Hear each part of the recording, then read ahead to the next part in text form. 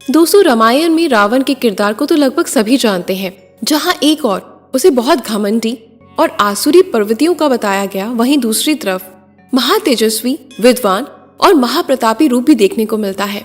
इतना ही नहीं, आप गौर करेंगे तो पाएंगे कि अगर रावण ना होता तो शायद रामायण ही नहीं लिखी जाती। दोस्तों, क्या आप ये सब जानते हैं कि रावण में ये असुरी शक्तियां कहाँ से आई और आखिर कैसा रहा रावण का बचपन और कौन थे इनके माता पिता?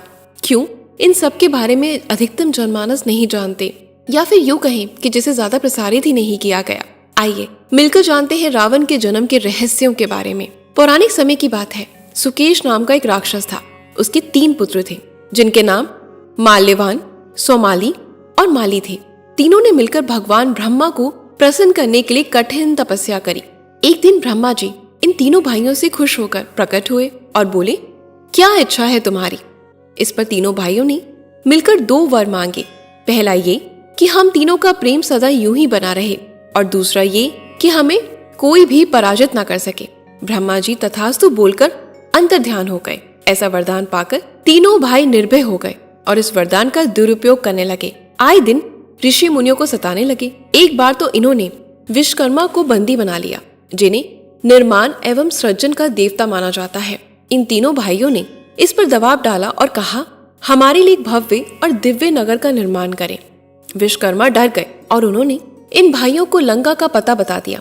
इस तरह वो तीनों राक्षस भाई अपने परिवार और बंधुओं के साथ लंका में जाकर रहने लगे। इनके पुत्र भी इनके जैसे निकले और ऋषि मुनियों पर अत्याचार करने लगे। जब कोई विकल्प ना सूझा तब सभी ऋषि मुनि भगवान विष्णु जी के पास पहुंचे और उनको अपनी सारी कहानी सुनाई।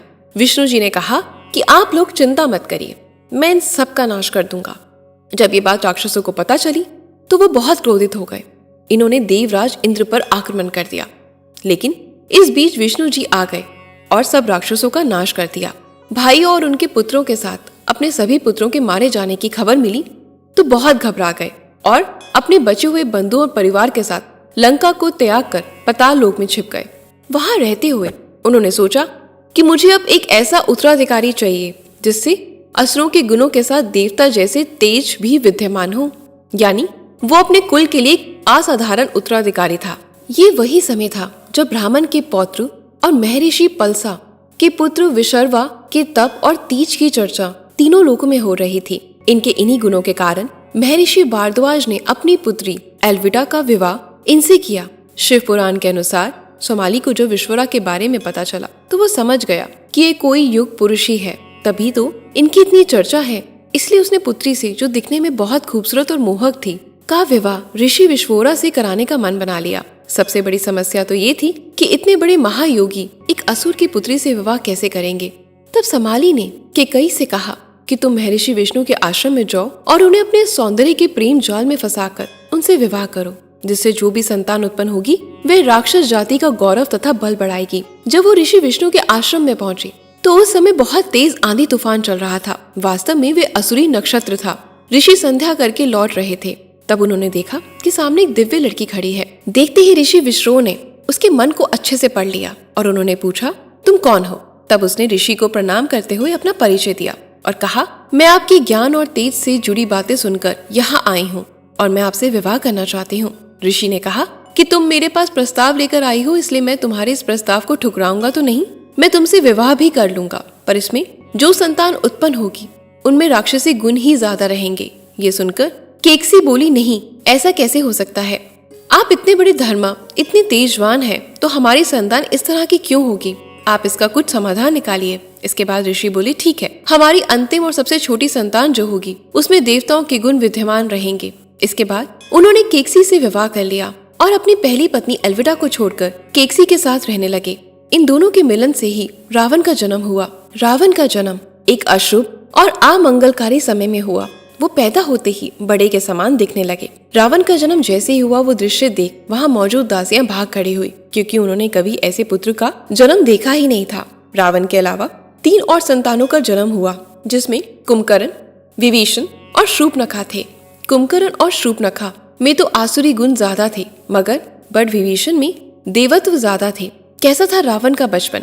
रावण के अंदर आसुरी प्रवृत्ति के साथ साथ देवताओं के भी गुण थे, यानी उसमें न्याय, कूटनीति जैसी देवी गुण भी थे। वहीं क्रूरता, दम, हिंसा जैसे राक्षसी गुण आनुवांशिक रूप से उपस्थित यही नहीं, रावण के अंदर गीत, संगीत, गांधवी, सौंदर्य, सांस्कृतिक निपुणता भी मौजूद थी।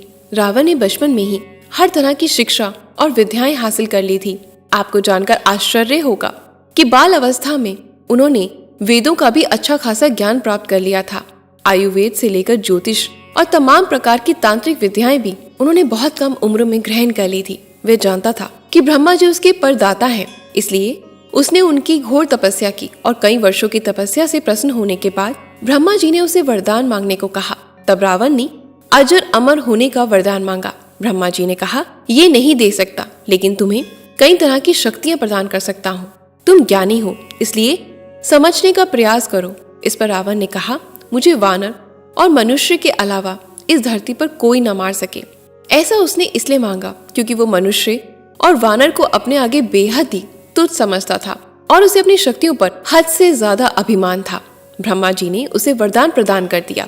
इतना ही नहीं, बाद में उसने भगवान शिव की सच्ची हृदय से आराधना की।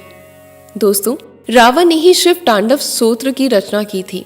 ब्रह्मा जी से मिले वरदान के बाद उसका घमंड और भी बढ़ गया। उसने तीनों लोकों में अपना आधिपत्य जमा लिया। एक वक्त तो ऐसा आ गया कि रावण के नाम से लोग थर थर कांपने लगे। रावण की शक्तियां से देवतागण सहम गए थे।